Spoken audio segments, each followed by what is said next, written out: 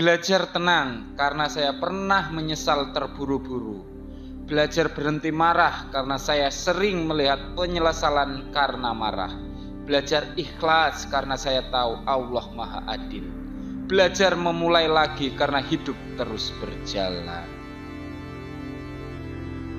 Dan tiadalah kehidupan dunia ini melainkan hanya main-main dan senda gurau belaka. Semakin tinggi harapanmu kepada Allah, semakin tinggi tingkat kesuksesan yang Allah berikan kepadamu. Dan tiadalah kehidupan dunia ini melainkan hanya senda gurau dan main-main. Dan sesungguhnya akhirat itulah yang sebenarnya kehidupan, jika saja mereka mengetahui.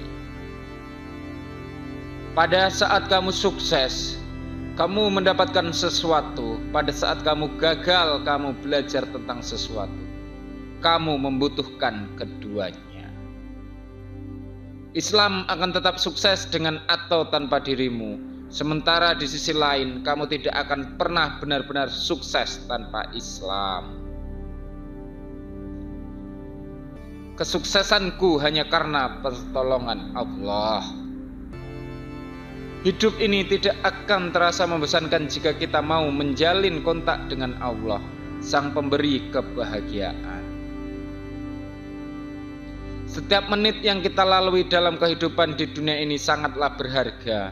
Maka kita harus bisa memanfaatkannya untuk menggapai balasan terbaik di akhirat nanti.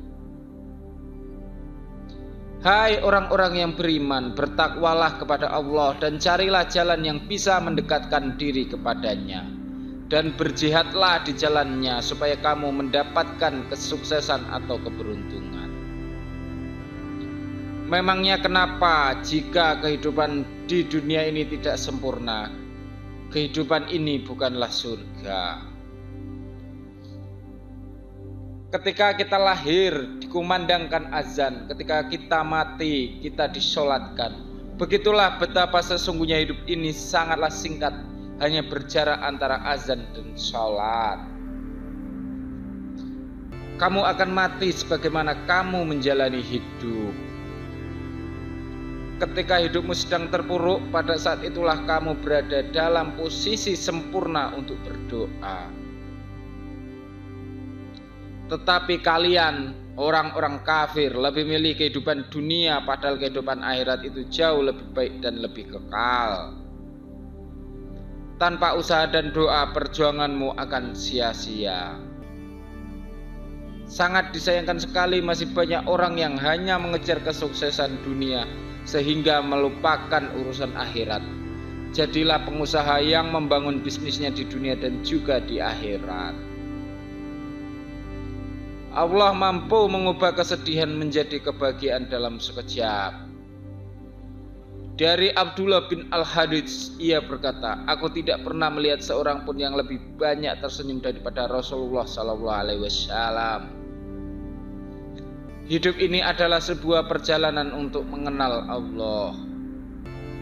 Khawatirlah dengan kehidupan kamu yang selanjutnya, bukan kehidupan yang sekarang ini.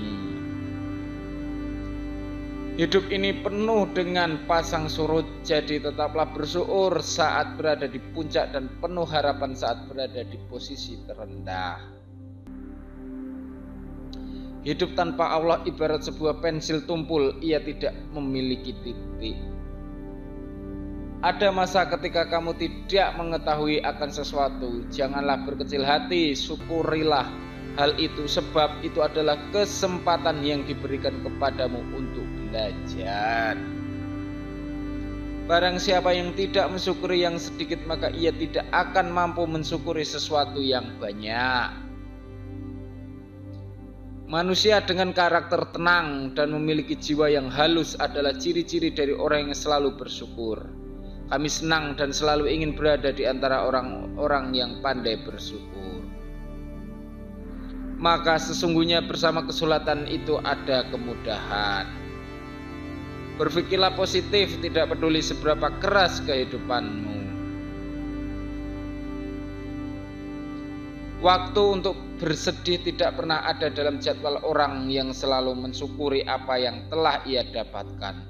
karena ia terlalu sibuk untuk menikmati segala pemberian Tuhan dengan baik. Bersyukur bisa membawamu ke dalam kedamaian hati, sebab bisa membebaskan diri dan hati dari belenggu rasa cemas dan kesalahan.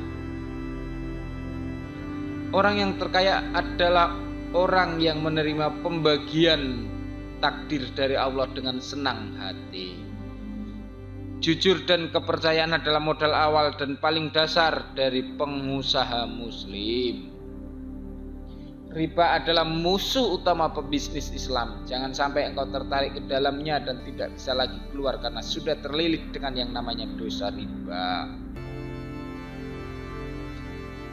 Seorang entrepreneur sejati akan menghasilkan uang dari modal lain yang halal dan anti riba, sedangkan entrepreneur biasa mendapatkan uang dari modal sendiri dan bahkan meminjam dengan cara riba.